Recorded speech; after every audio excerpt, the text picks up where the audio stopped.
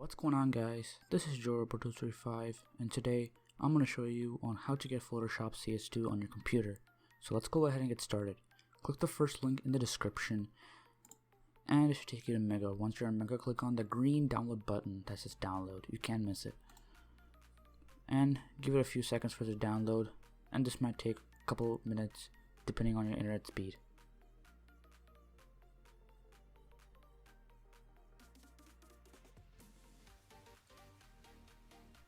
Once you got the file downloaded, go ahead and minimize your browser and go to your file explorer and click into downloads and drag it out to your desktop. Now right click on the WinRAR file and select extract to Adobe Photoshop CS2. To do this action you do need WinRAR. If you don't have WinRAR, I'll put the download link in the description. Now after you extracted it, you will get a second file. Double click into it, double click into Photoshop CS2 and go ahead and run the setup.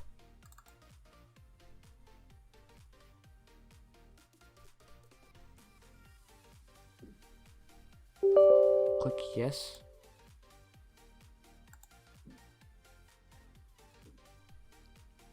Click next.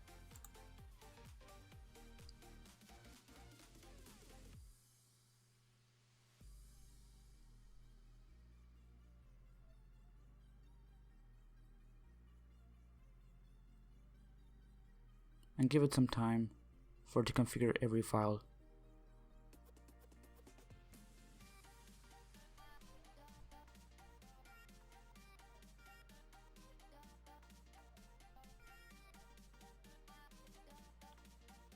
Now click next, click I accept. Now give yourself a username, organization, you can give it whatever, and now click into activation key. Go ahead and copy this code, go back to the setup and paste it. Click next, and just leave everything alone. Click next, and lastly click install. And that's about it. Give it some time for it to install and it should be done.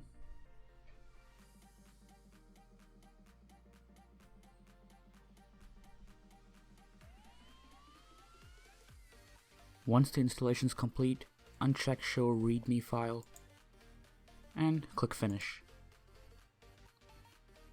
Go ahead and close out this and you got Photoshop, but you don't see the icon anywhere on your screen. Go ahead and click on start menu and you could see right here Photoshop, Adobe Photoshop CS2. Go ahead and click on it and give it some time and you'll be able to see Photoshop.